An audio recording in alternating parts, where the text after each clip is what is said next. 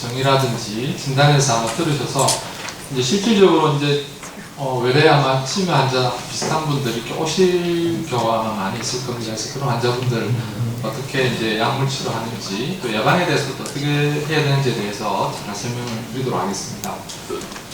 아시다시피 국가 치매 책임제가 이제 시행이 되면서 변화들이 많이 생겼습니다. 당장에 이제 10월 1일부터 인지검사가 보험급여가 됩니다. 급여가 돼서 이제 이전에는 이제 비급여로 이제 검사를 할 수 있었는데 이제 보험급여로 다 이제 할 수가 있게 되었고, 그 다음에 산정 특례가 이제 또 가능합니다. 그래서 중증 치매면서 급성기 어떤 변화가 심하다든지 이상 행동이 심하다든지 뭐 그런 경우가 있으면은 이제 산정 특례로 인해서 본인 부담 10% 정도 할 수 있는 그런 제도적인 변화들이 지금 많이 오고 있습니다. 그래서 이런 부분들 아마 조금 이제 실제적으로 아마 많이 부닥치는 문제지 않겠나 생각합니다.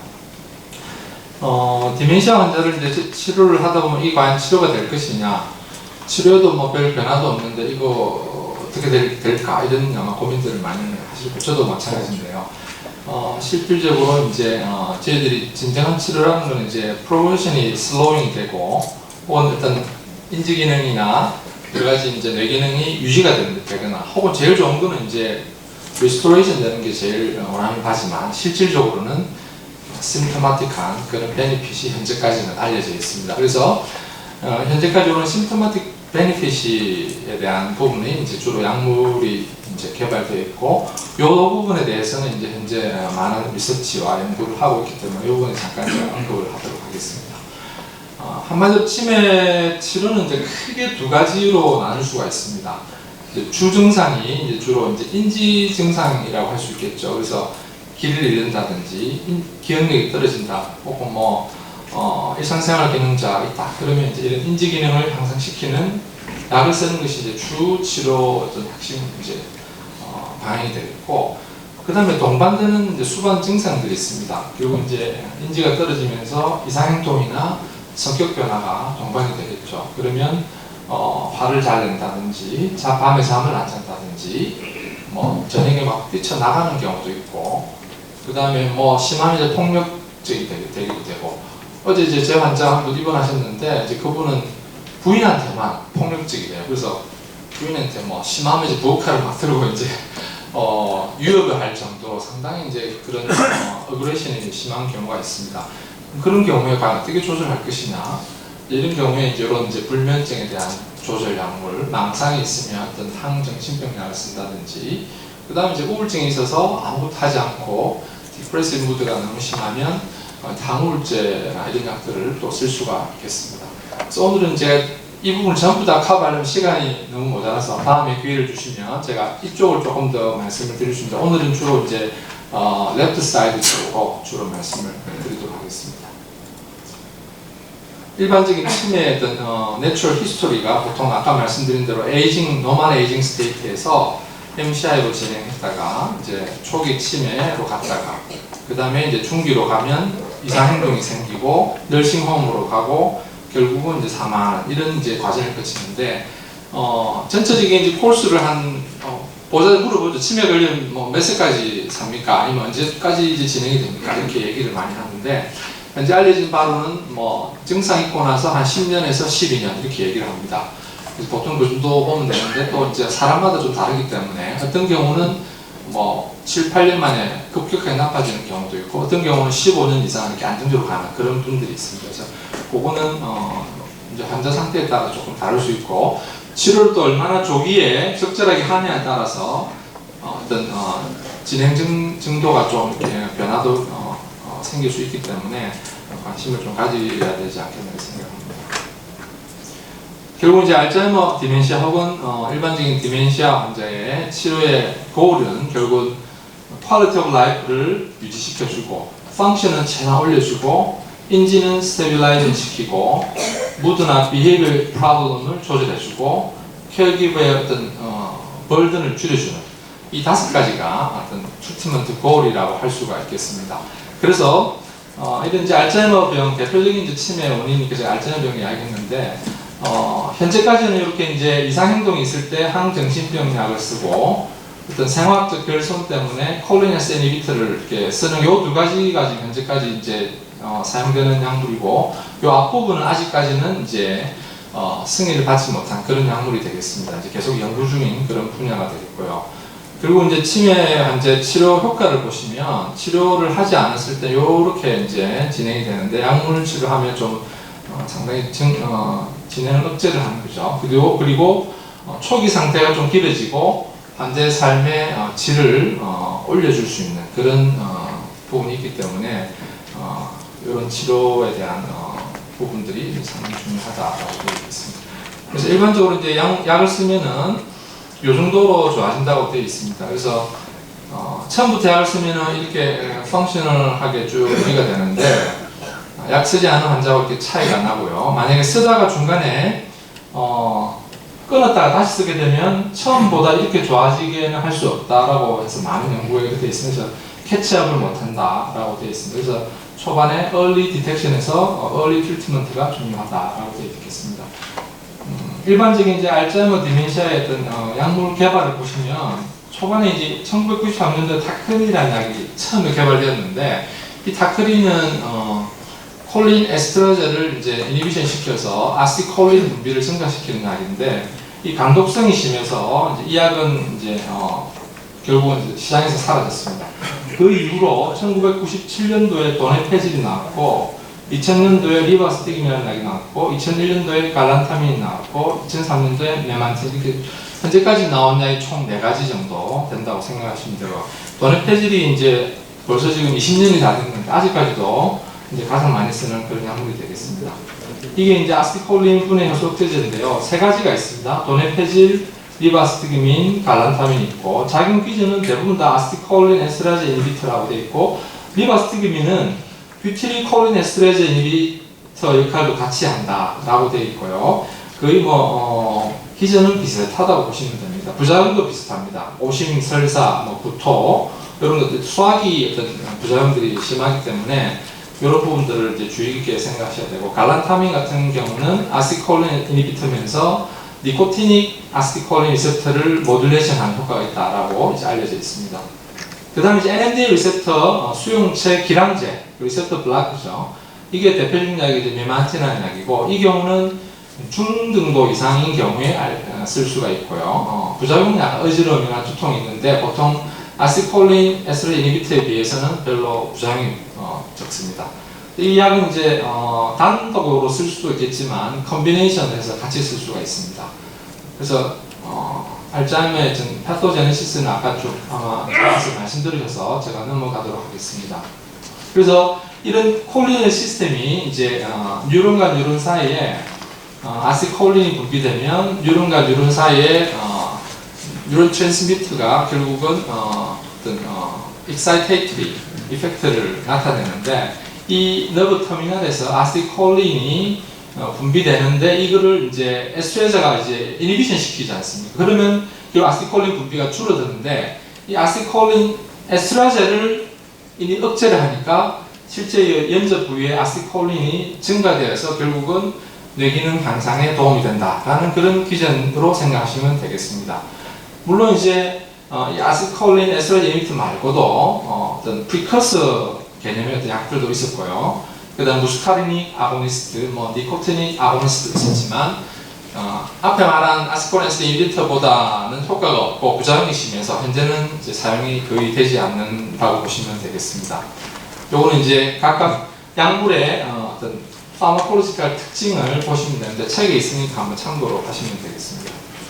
이게 이제 굉장히 중요하죠. 부작용이 제일 저는 이제 중요하다고 생각하는데 이제 환자가 약을 먹었는데 갑자기 토하고 설사하고 식욕이 확 떨어진다 이렇게 호소를 하면은 반드시 약물 부작용을 생각하셔야 됩니다. 그래서 내시경도 해보고 이제 오만 이제 검사를 다 해봐도 원인이 잘 안 나오는 경우들이 많죠. 그래서 특히 이제 인지 저하가 있는 환자에서 아시콜린 이니비터를 썼을 때 이런 부작용이 있는지를 반드시 쓰고 나서 물어보시고 모니터링 하는 게 굉장히 중요합니다. 그래서 저는 이제 약을 쓸 때 최소 용량을 씁니다. 원래 이제 아시콜린 이니비터 도네 패치 같은 경우는 5mm짜리가 있고 10mm짜리가 있는데 이 5mg보다 더 작게 반 쪼개가지고 2.5mm부터 한 1, 2주 정도 쓰다가 그 다음에 5mm 올리거든요. 그래서 쓰실 때 아주 이제 좀 용량을 로우 도즈로 해서 서서히 올리는 것이 이제 부작용을 줄이는 데 굉장히 도움이 될 것 같습니다.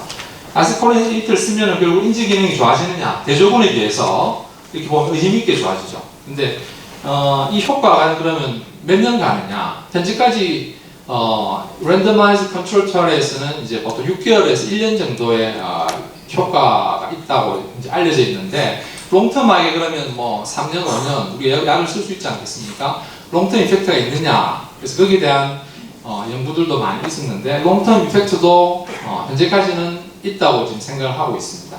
그렇게 보면 될 것 같고요. 그래서 도네 패치 같은 경우에 이제 그러면 이니셜 도즈를 5mg부터 쓰는 것보다는 2.5부터 써서 5mm로 올리는 것이 제일 좋겠다. 그 다음에 5mm를 이제 보통 저희들이 한 2달 정도, 한두 달 쓰는데 그것도 뭐 한 2, 3주 만에 올리면 또 부작용이 생길 수 있습니다. 그래서 5mm를 보통 저는 한 2달 정도 씁니다.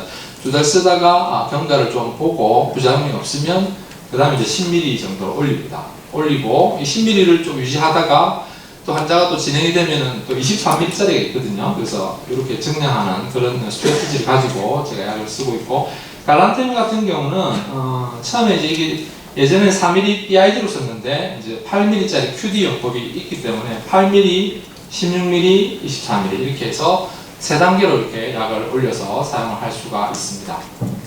그래서 이제 5mm, 10mm, 23mm. 근데 23mm 같은 경우는 중등도 이상 알츠하이머 치매에서 쓸 수가 있습니다. 그 보험급여를 받으려면 MMSE가 점수가 20점 이하가 돼야 되고, 뭐 이제 GDS가 5점 이상 돼야 되고 이런 이제 기준들이 있습니다. 나중에 이것 좀 말씀드리겠습니다. 그래서 리바스팅 같은 경우도 아까처럼 이제 천천히 이렇게 1.5mm BID, 뭐 3mm BID, 4.5mm BID 이렇게 해서 올리는데 이제 실제 리바스팅 같은 경우는 한 3mm BID 이상 올리면 GI 트러블이 많이 생겨서 환자들이 잘 약을 먹지를 못합니다. 그래서 나온 게 이제 패치입니다. 이렇게 패치. 리바스팅이라는 약이 워낙 이게 GI 트러블이 심하니까 이제 회사에서 안 되겠다. 이제 이 부작용을 좀 줄여보자 해서 이제 붙이는 그런 약을 개발하게 된 거죠. 그래서 엑셀론 패치가 나와서 요즘 이제 이렇게 붙여서 이렇게 등이나 이런 데 배 쪽에 이제 붙이는 약이 있습니다. 이런 약들을 붙이면 먹는 약하고 같은 효과인데 GI 트러블이 굉장히 없습니다. 없어서 그런 패치제도 도움이 될 수 있는데 패치 단점은 이제 스킨 이럽션 같은 게 잘 생깁니다. 그래서 좀 가렵다고 하는 분들이 많거든요. 그래서 그런 분들을 이제 잘 선택해서 사용을 하시면 되겠습니다. 엑셀론 패치 같은 경우도 5cm가 있고 10cm짜리가 있고 15cm가 있습니다. 15cm는 아까 아리셉트 23mm하고 똑같이 중등도 이상이지만 사용이 가능합니다. 그래서 보통은 이제 한 5에서 쓰다가 10짜리 올렸다가 쭉 유지하다가 이제 환자가 좀 진행이 많이 된다든지 중등도 이상이 되면은 15cm짜리로 이제 증량을 하는 그런 스트래티지를 가지고 약을 쓰는 것이 좋겠습니다. 그래서 패치 붙일 때 고려할 점은 이제 몸에는 한 개만 붙인다. 어떤 사람은 이제 한 개 붙이고 안 뜯고 또 2개 또 붙이고 막 이렇게 하는 분도 있어요. 그리고 저한테 왔을 때 한 10개 붙이고 오는 분도 있습니다. 그 굉장히 위험하겠죠. 이 축적되면 이게 아세트콜린, 그러니까 콜리노 미메틱 이펙트가 생겨서 그래서 하나만 붙이고 반드시 떼고 나서 붙여야 되고 에리테마가 생겨도 뭐 사라지기 때문에 괜찮고요. 장소를 좀 이제 돌아가면서 붙이는 게 좋겠다. 용량증 부작용이 생기면 이런 경우에 허벅지에 붙였다가 상체로 옮기는 방법도 있습니다. 그래서 이 방법도 상당히 유용하기 때문에 이것도 한번 알아놓으시면 좋겠습니다. 잘라서 사용하면 안 됩니다. 이거는 이제 자르면 흡수에 문제가 생기기 때문에 이제 할머니들이 뭐 잘라가지고 너무 세다 하고 싶으면 잘라서 붙이는데 그렇게는 안 된다라고 아시면 될 것 같습니다.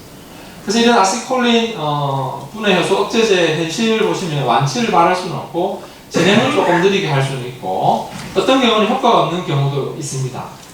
그런 이제 단점이 있습니다. 근데 만약에 근데 약을 썼는데 반응이 없다. 또 어떻게 해야 되느냐? 이럴 때는 이제 약물을 좀 한번 올려보야겠죠. 그래서 옵티말 도즈 세팅. 그래서 제가 이제 로컬에서 약을 써가지고 오는 분들 보면 보통 한 아리셉트 5mm만 딱 쓰고 한 3, 4년 동안 유지하는 분도 있습니다. 근데 그렇게 하면은 좀 이제 서브 옵티말 도즈이기 때문에 용량이 충분하지 못하다. 그 효과가 없다고 볼 수 있거든요. 그래서 그런 경우는 대수 쓰면 한 적어도 10mm, 아리셉트로 쓰면 적어도 10mm 정도의 어떤 옵티말 도즈로 올려서 써보시고요. 10ml 써도 뭐 좀 효과가 없다. 그러면은 다른 종류 약물로 이렇게 바꿔보는 방법이 있습니다. 그래서 아리세트 썼는데 효과 없으면 뭐 레메닐이나 리바스틴 같은 것들을 바꿔 써보면 효과가 있는 경우도 있거든요.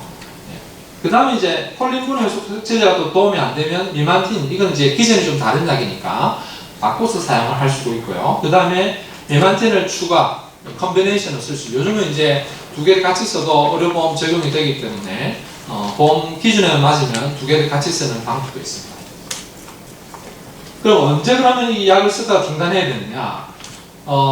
치매 말기인 경우는 뭐 중단하자는 말이 있는데 아직까지 여기에 대한 컨센서스가 없어서 저는 웬만하면 뭐 끝까지 가고요. 진짜 환자가 못 먹는다든지 와상 상태로 이제 거의 식사 못할 정도가 되면 그때는 뭐 이제 쓰기가 좀 어렵겠죠. 하지만 환자가 뭐 식사도 가능하고 말을 잘 못하고 환자를 못 알아본다 하더라도 어느 정도 이제 눈빛을 마준다든지 반응이 어느 정도 있는 상태에서는 저는 유지를 합니다. 그래서 웬만하면 좀 유지하는 것이 저는 좋다고 생각하고요. 다른 나라에서는 뭐 보험 10점 이하면 이제 못 쓰는 경우도 있습니다. 근데 이제 아르시트 같은 경우는 10점 이하라도 쓸 수가 있습니다. 근데 리바스티기민이나 가란타민 같은 경우는 지금 10점 이하면 의료보험 적용이 안 됩니다. 그래서 그런 부분들을 생각하셔야 되고, 미마틴 같은 경우는 이제 20점 이상에서 쓰면 안 되고 20점 이하만 쓸 수 있습니다. 그래서 적어도 중등도인 경우에만 이렇게 쓸 수 있다라고 되어 있고요. 약물 중단에서 환자가 나빠지면 이제 재투여를 고려를 해야 됩니다. 그래서 뭐 세 가지 약제가 뭐 비슷한 효과를 보인다고 되어 있고요. 부작용이 있으면 다른 약으로 바꿔보고 뭐 이런 부분이 생각하시면 될 것 같습니다. 자, 이게 중요한데 보험 범위죠. 그래서 도널 폐지 같은 경우는 알츠하이머 치매, 혈관성 치매에 다 보험 적용이 되고 MMSE가 26점 이하고 CDR이 1에서 3이거나 GDS가 3에서 7이면은 이제 보험 적용이 됩니다. 리바스티기민 같은 경우는 이제 MMS가 10점 이상 돼야 되죠. 근데 이제 패치 같은 경우는 이제 시비어 디멘시아도 사용 가능합니다. 그래서 요 패치하고 먹는 약이 좀 다르다. 요거 아시면 될 것 같고요. 가란타민 같은 경우도 이제 10점에서 26점, CDR 1에서 2, 뭐 GDS 3에서 이렇게 할 수 있고, 보통 이제 1년에 한 번씩 MMSE나 CDR 혹은 GDS를 해야지 의료보험이 되니까 1년에 한 번씩 평가를 해주시면 되겠습니다. 메만틴 같은 경우는 아까 제가 잠깐 말씀을 드렸고, 주로 이제 이게 글루타메이트의 뉴로톡시시티를 줄여서 인지 개선 효과가 있다고 알려져 있습니다. 이 메만틴은 부작용이 좀 적습니다. 그래서 좀 편안하게 쓸 수는 있어요. 그래서 뭐 약간 두통이 어지럼증 호소할 수 있지만 처음에 5mm부터 써가지고 나중에 10mm BID로 서서히 증량하면 부작용이 거의 없다고 보시면 되겠습니다. 그래서 그럼 과연 그러면 도네페질이라는 그 콜리네스 이니비트하고 메만틴을 복합으로 투여하니까 단독 투여보다 그러면 좋느냐 마느냐 이게 대한 연구가 있었는데, 단독 투여하는 것보다는 복합으로 하니까 좀 더 인지 개선 효과가 있더라는 것이 이제 현재 알려져서 복합 투여에 대한 부분도 이제 많이 사용을 할 수가 있게 되어 있습니다. 그래서 이 단독 투여군하고 이게 약을 쓰지 않은 군, 이거는 단독군, 이거는 복합군입니다. 그래서 이제 복합군이 훨씬 더 인지 개선 효과가 있다고 되어 있죠. 네. 그런 이제 효과가 있다는 것이 알려져 있습니다. 그래서 메만틴 같은 경우는 20점 이하가 돼야 되죠. CDR이 2 이상 돼야 되고 GDS가 4 이상 돼야 됩니다. 그래서 요거를 꼭 지키셔야 됩니다. 요거를 꼭 지키셔야지 이 메만틴을 쓸 수가 있고, 다른 콜린분해 현속제 동시 투여 시에도 보험이 인정되니까 두 가지 약을 같이 쓸 수가 있다 되어 있습니다. 그러면 이제 알츠하이머 병 말고 혈관 치매 같은 경우도 우리가 흔히 보는데, 이런 경우는 현재는 도내 폐질 정도만 혈관 치매의 보험 급여가 인정이 됩니다. 그래서 도내 폐질이 제일 광범위하게 쓸 수가 있고요. 리바스티기민 같은 경우는 복합 치매, 그러니까 혈관성 질환이 동반되지만 알츠하이머 병이 같이 있는 경우는 이제 보험 급여가 된다고 되어 있고요. 근데 파킨슨 병이 있으면 이제 리바스티기민이 좀 더 도움이 된다고 알려져 있습니다. 그렇게 생각하시면, 여기 이제 삭감을 피하면 이게 이제 적고죠. 이걸 잘 보시고 표를 꼭 붙여 놓으십시오. 그래서 약을 쓸 때 이 표를 딱 보시고, 내가 이 약을 쓰면은 이런 기준에 맞으면은 쓸 수 있다고 보시고, MMSE하고 그다음에 반드시 GDS나 CDR을 기록을 꼭 첨부하셔야지 삭감이 안 됩니다. 그래서 이 부분을 이제 꼭 이제 보시고 사용을 하시면 아마 도움이 될 것 같습니다. 네. 그 다음에 이제 이런 이제 콜리언스 이니트 말고 새로운 약이 없느냐? 많은 약들이 지금 개발되고 있습니다. 그래서 이 중간에 보면 4가지 약 외에 이 바깥에 이렇게 많은 약들이 지금 한 수십 가지, 수백 가지 약들이 지금 임상시험 중에 있고, 이 약들이 지금 대부분 다 아밀로이드의 축적을 줄여주는 그런 효과를 기대를 하고 있습니다. 그래서 이런 약들이 그러면 과연 정말 효과가 있느냐에 대한 이제 연구들이 지금 계속되고 있죠. 그래서 실질적으로 이제 알츠하이머 병이 생기는 기전을 보려면 APP라는 진이 있고, 이 진에서 아밀로이드 프리커스 프로테인이 만들어지고, 여기서 베타 아밀로이드가 이렇게 쭉 만들어지는데, 이런 베타 아밀로이드가 축적이 되어서 뉴로널 로스를 일으킨다라고 되어 있습니다. 그러면 이 뉴로널 로스를 일으키기 전에 이 아밀로이드를 그러면 없애주면 되지 않겠느냐라고 생각을 하고, 현재 이제 이런 그 베타 아밀로이드를 억제하는 약을 지금 개발을 하고 있는 거죠. 그래서 이 베타 아밀로이드 프리커스 프로테인이 있고, 그 다음에 베타 아밀로이드가 있고, 이런 베타 아밀로이드가 프리 라디칼을 만들고, 엑사이터 톡시스트를 일으키고, 인플라메이션을 일으키고, 그래서 결국은 이제 셀 데스를 일으켜서 치매를 야기한다. 이렇게 지금 현재 알려져 있고, 거기에 이제 타우라는 또 다른 단백질도 공조한다는 거죠. 그래서 이 2가지가 제일 중요한 알츠하이머 디지를 일으키는 핵심 어브노멀 프로테인이다, 이렇게 생각하고, 그럼 결국 이 2가지를 제거하는 방법이 결국 이제 근원적인 치료법이 되지 않겠습니까? 그래서 이 2가지를 없애주는 그런 약이 지금 개발이 되고 있다, 그렇게 아시면 될 것 같고요. 그래서 조금 제가 넘어가겠습니다. 그래서 이 대표적인 게 이제 아밀로이드의 어떤 면역요법입니다. 그래서 백신이라고 여러분 들어보셨죠? 치매 백신이라는 아마 말을 들어보셨는데, 이런 그 면역요법을 이용해서 베타 아밀로이드에 안티바디를 붙여서, 아밀로이드에 안티바디를 붙여서 이 제거를 해버리는 이제 그런 요법이 되겠죠. 그래서 동물 실험을 해보니까 이 알츠하이머 쥐에 있는 알츠하이머 쥐에 아밀로이드 이렇게 까맣게 보면 이게 아밀로이드인데, 이 치매 백신을 투여를 하니까 이렇게 깨끗하게 변하는 거죠. 그래서 알츠하이머 쥐는 치료가 되는데, 그러면 인간한테는 과연 효과가 있겠느냐?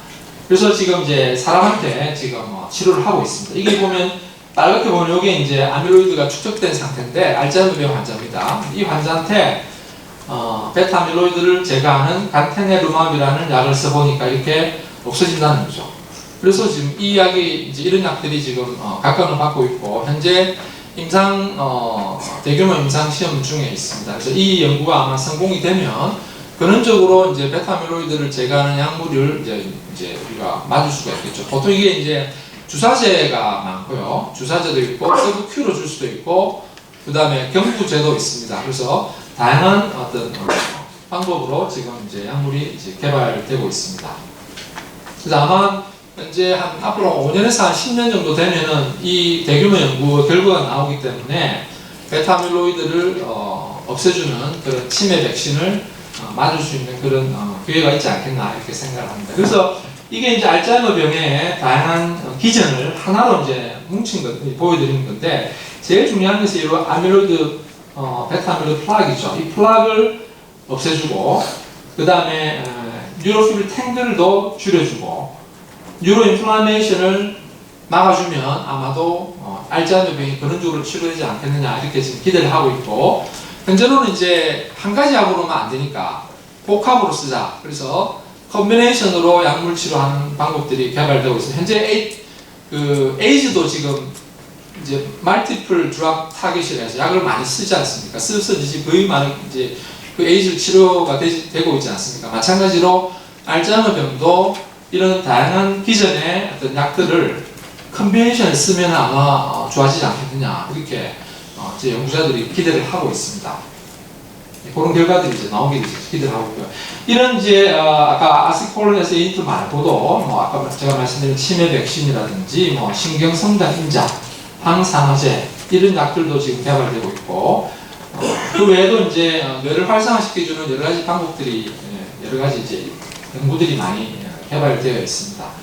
그래서 시간이 지금 별로 없는데 한 4, 5분만 제가 그러면 이런 치료 외에도 과연 그러면 프리벤션을 어떻게 하겠느냐, 아마 이것도 관심이 있을 거예요. 환자분들이 정상인데 내가 치매 안 걸리면 좋겠다. 어떻게 하면 좋겠느냐 물어보실 경우들이 많이 있을 거예요. 그러면 어떻게 얘기를 해줘야 되느냐 이제 고민이 되시겠죠. 그래서 거기에 대해서 잠깐 제가 말씀을 드리고 오늘 강의를 마치도록 하겠습니다. 그래서 프리벤션 하면 이제 우리가 프라이머리 프리벤션이 있고 세컨더리 프리벤션이 있고 터셔리 프리벤션이 있습니다. 터셔리 프리벤션은 결국 트리트먼트죠. 결국은 인지 기능을 좀 천천히 나쁘게 해주는 현재까지 쓰고 있는 약들이 다 이제 터셔리 프리벤션 혹은 트리트먼트에 속해져 있고요. 세컨더리 프리벤션은 뭐냐면은 결국은 이제 베타 아밀로이드가 축적이 되는데 이거를 얼마나 줄여줄 수 있느냐 이게 이제 세컨더리 프리벤션이 되겠고 프라이머리 프리벤션은 아예 베타 아밀로이드가 축적이 안 되게 아예 근원적으로 막아보자는 이런 이제 개념이 되겠습니다. 그래서 이 프라이머리 앤 세컨더리 프리벤션이 이제 우리가 예방할 수 있는 그런 액티비티가 될 수 있겠죠. 그래서 아까 정은주 교수도 말씀했겠지만 이제 우리가 치매에도 리스크 팩터가 있고 프로텍티브 팩터가 있습니다. 리스크 팩터가 대표적인 게 이런 거죠. 우리가 조절할 수 없는 유전적인 이런 팩터가 있고요. 그 다음에 이제 우리 조절할 수 있는 게 결국 이제 알코올, 스모킹, 다이비티스, 그 다음에 오베시티, 하이퍼텐션, 디슬 이런 것들을 이제 최소화 조절해주면 뉴로널 데미지를 막을 수가 있다는 거죠. 그 다음에 혈관성 변화도 줄일 수가 있다. 그래서 이런 부분을 최대한 이제 적극적으로 막아주자. 그 다음에 특히 이제 시기가 중요한데 미들라이프 65세 이전을 우리가 보통 미들라이프라고 그러는데 미들라이프 때 제일 중요한 게 오베시티, 하이퍼텐션입니다. 그래서 이 두 가지를 65세 이전부터 조절하면은 디멘시아가 좀 예방이 되겠다라는 그런 연구들이 많습니다. 그래서 좀 젊었을 때는 오베시티나 하이퍼텐션, 디슬리피덴을 적극적으로 조절해주고 65세 이상 레이트 라이프 때는 다이아베티스가 중요합니다. 그래서 DM을 최대한 조절해주는 것이 굉장히 중요하다라고 알려져 있고요. 그 외에도 그러면 이제 에듀케이션이나 피지컬 액티비티나 코그니티브 액티비티 이런 것들을 이제 증가시켜주면 되겠죠. 이런 액티비티를 최대한 늘려주고 브레인의 어떤 예비능을 증가시켜주는 그런 액티비티를 최대한 도모하는 것이 치매 예방의 핵심 방법이 되지 않겠나 이렇게 생각을 합니다.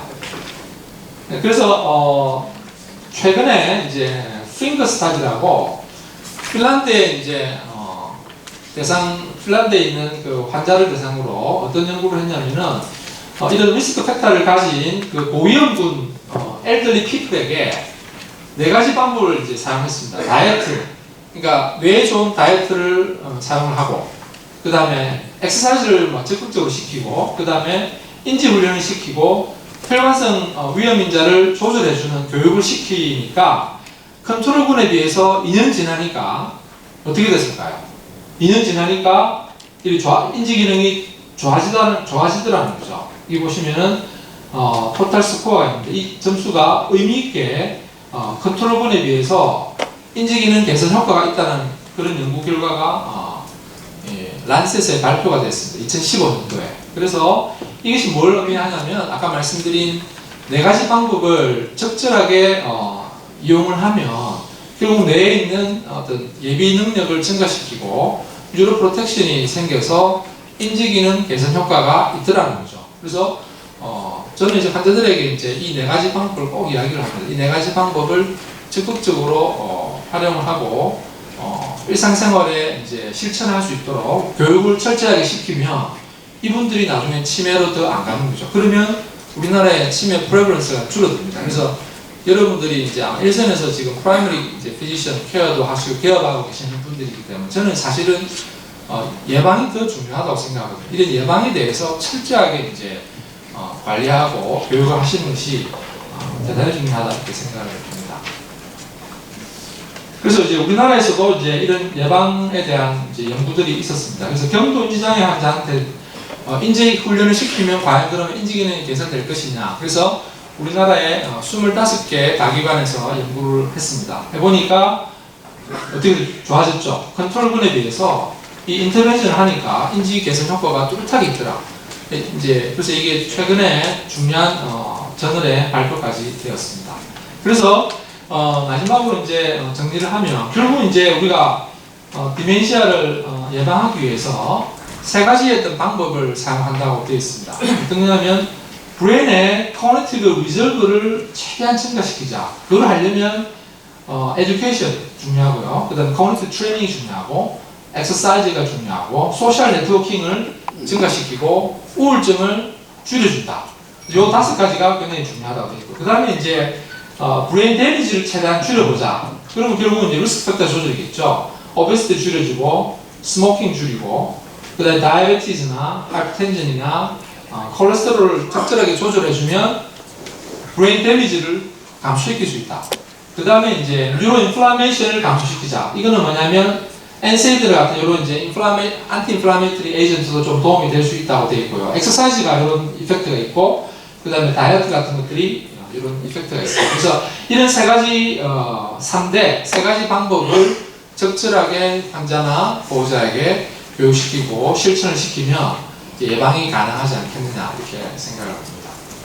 그래서 이런 예방에 대한 여러 가지 이제 임상 연구가 현재 진행이 되고 있기 때문에 아마 이제 한 5년 정도 지나면 이런 예방에 대한 대규모 연구에 대한 결과도 나올 거라고 생각합니다. 그래서 결론적으로 말씀을 드리면 아직까지 많은 치매 환자분들이 치료를 잘 안 받고 있고 치료받더라도 서브옵티멀 트리트먼트를 하고 있다. 그래서 early diagnosis와 continuous treatment가 굉장히 중요하다라고 할 수 있겠습니다. 그 다음에 이제 옵티멀 도즈를 환자분들에게 적절하게 부작용 없을 때까지 잘 관리하는 것이 굉장히 중요하겠다. 그 다음에 약물치료뿐만 아니라 non-pharmacological therapy, 아까 말씀드린 그런 프리벤션에 관련한 여러 가지 이제 액티비티들을 적절하게 교육시키고 실행하는 것이 중요하고요. 이 대규모 프리벤션에 대한 그 랜덤한 컨트롤 트라이얼이 진행이 되고 있어서 여기에 대한 결과는 또 다음에 기회가 되면 말씀드리도록 하겠습니다. 예, 이상입니다.